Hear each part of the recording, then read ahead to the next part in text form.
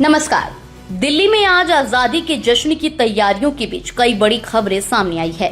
दिल्ली विधानसभा आम लोगों के लिए खुली। कनॉट प्लेस में 207 फीट ऊंचा तिरंगा यात्राओं में उमड़ा जन सैलाब और स्वतंत्रता दिवस पर बारिश का अलर्ट। वहीं दूसरी तरफ जेएनयू में छात्र संगठनों के बीच विवाद। दिल्ली हाईकोर्ट को बम धमकी वाला ईमेल और केंद्रीय मंत्री जेपी नड्डा के एम्स में भर्ती होने की खबर ने भी दिन भर सुर्खियां बटोरी। और इसी बुलेटिन में सबसे महत्वपूर्ण खबर, दिल्ली के मास्टर प्लान 2047 में परिवहन और आवास को लेकर क्या बड़ा बदलाव होने जा रहा है।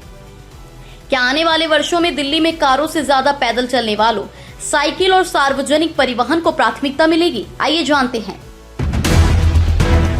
दिल्ली के मास्टर प्लान 2047 में आने वाले वर्षों के लिए परिवहन व्यवस्था का नया खाका सामने आया है।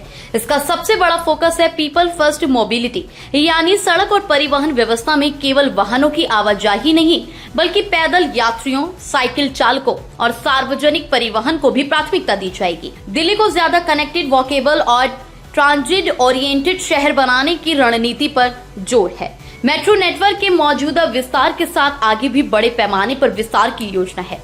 इसके अलावा आरआरटीएस के जरिए दिल्ली को एनसीआर के प्रमुख शहरों से जोड़ने पर जोर दिया जा रहा है। गाजियाबाद, मेरठ, पानीपत, करनाल, अलवर, गुरुग्राम, फरीदाबाद और रोहतक जैसे क्षेत्रीय केंद्रों के साथ कनेक्टिविटी को मजबूत करने की योजना है। मास्टर प्लान में राइट से यमुना तक करीब 200 किलोमीटर के इंटीग्रेटेड साइकिलिंग नेटवर्क की योजना का प्रावधान है। 18 मीटर या उससे ज्यादा चौड़ी सड़कों पर पैदल यात्रियों के लिए बेहतर फुटपाथ, छायादार पेड़ और हरित सुविधाओं को बढ़ावा देने की भी बात है। चांदनी चौक और वॉल सिटी जैसे ऐतिहासिक इलाकों को एक्टिव ट्रैवल एरिया के रूप में विकसित करने की दिशा में योजना है। मतलब जहां पैदल चलना, साइकिल और पब्लिक ट्रांसपोर्ट ज्यादा सुविधाजनक होगा। मास्टर प्लान में आवास विकास का नया खाका। गांवों से झुग्गियों तक बदल सकता है दिल्ली का स्वरूप। दिल्ली के मास्टर प्लान 2047 में केवल ट्रांसपोर्ट ही नहीं बल्कि आवासीय विकास को भी नए तरीके से देखने की कोशिश की गई है। झुग्गी क्षेत्रों को बेहतर शहरी ढांचे से जोड़ने की दिशा में योजना है। जहां ट्रांसपोर्ट कॉरिडोर विकसित होंगे, वहां उनके आसपास मिश्रित और अधिक घनत्व वाले विकास को बढ़ावा देने की रणनीति सामने आती है। विशेष रूप से यूईआर के आसपास करीब 20 वर्ग किलोमीटर का हाई डेंसिटी कॉरिडोर महत्वपूर्ण है। यहां आवास के साथ साथ कमर्शियल, वेयरहाउसिंग और लॉजिस्टिक्स जैसी गतिविधियों को जोड़ने की योजना है। इसके अलावा मेट्रो, आरआरटीएस और रेलवे स्टेशनों के आसपास लगभग 200 वर्ग किलोमीटर के ट्रांसिट ओरिएंटेड डेवलपमेंट क्षेत्र की योजना का लक्ष्य है। यानी भविष्य में घर, रोजगार, बाजार और सार्वजनिक परिवहन एक दूसरे के ज्यादा करीब लाने की कोशिश होगी। दिल्ली में पार्किंग की समस्या को केवल ज्यादा पार्किंग बनाकर हल करने के बजाय डिमांड बेस्ड पार्किंग मैनेजमेंट पर जोर दिया जाएगा। सतही पार्किंग में पेड़ और जल संचयन वाली पारगम्य सतह को बढ़ावा देने की बात है। विरासत वाले इलाकों में खुले स्थानों और पार्कों के नीचे मल्टी लेवल पार्किंग को लेकर भी प्रतिबंधात्मक दृष्टिकोण रखा गया है। मास्टर प्लान 2047 में तकनीक आधारित ट्रैफिक मैनेजमेंट पर भी जोर है।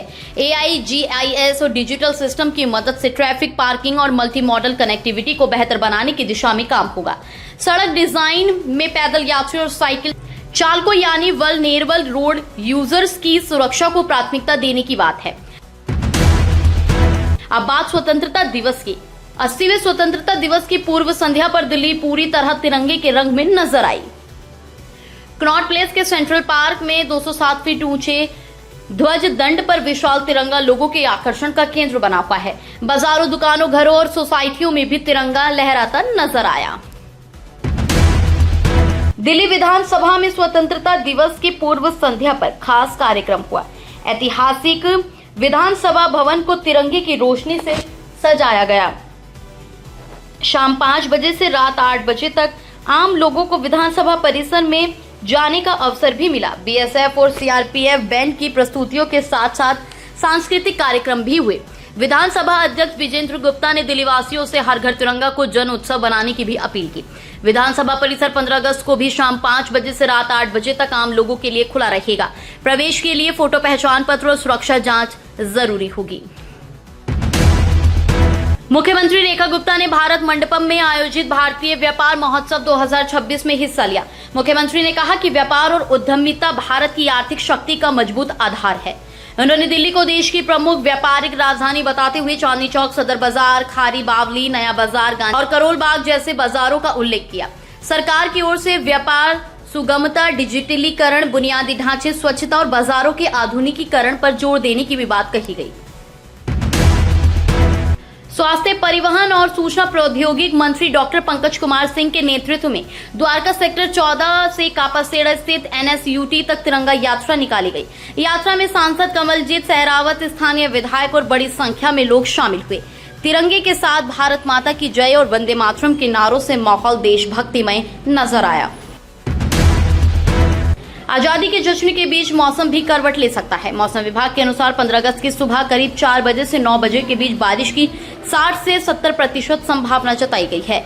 दोपहर तक भी रुक रुक कर हल्की बारिश हो सकती है, इसलिए स्वतंत्रता दिवस कार्यक्रमों में जाने वाले लोग मौसम को ध्यान में रखकर तैयारी करें।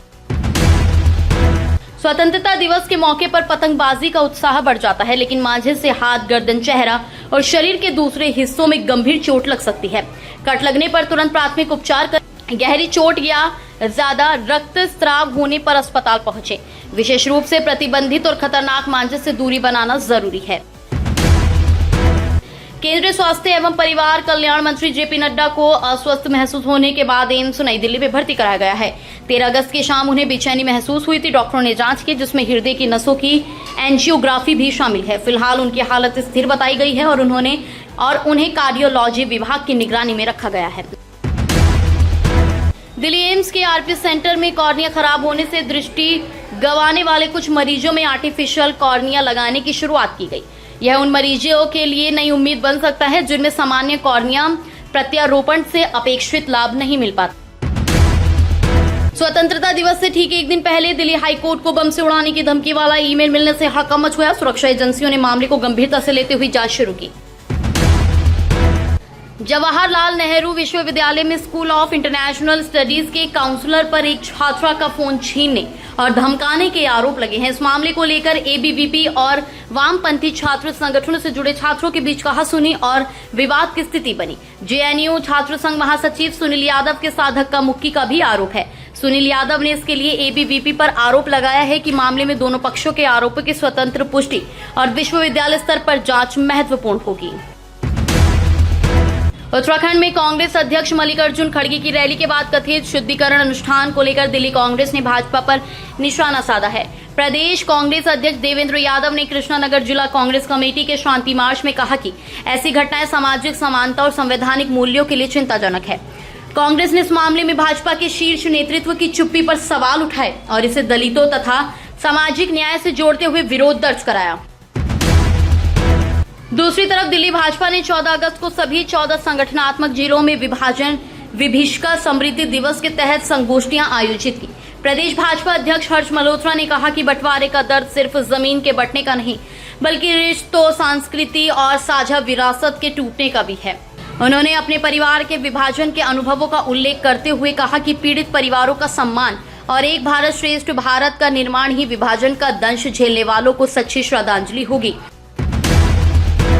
तो दिल्ली में आज की तस्वीर साफ है। एक तरफ आजादी का जश्न, तिरंगा और देशभक्ति का माहौल, दूसरी तरफ बारिश, सुरक्षा और राजनीतिक टकराव की खबरें। और आने वाले वर्षों की दिल्ली को लेकर सबसे बड़ा सवाल यही है, क्या MPD 2047 दिल्ली को कारों के शहर से लोगों के शहर में बदल पाएगा? आपको क्या लगता है, दिल्ली में सड़कें कारों के लिए ज्यादा होनी चाहिए या पैदल यात्रियों, साइकिल और पब्लिक ट्रांसपोर्ट के लिए? अपनी राय कमेंट में जरूर बताएं। वीडियो पसंद आए तो लाइक, शेयर और सब्सक्राइब जरूर करें। जय हिंद।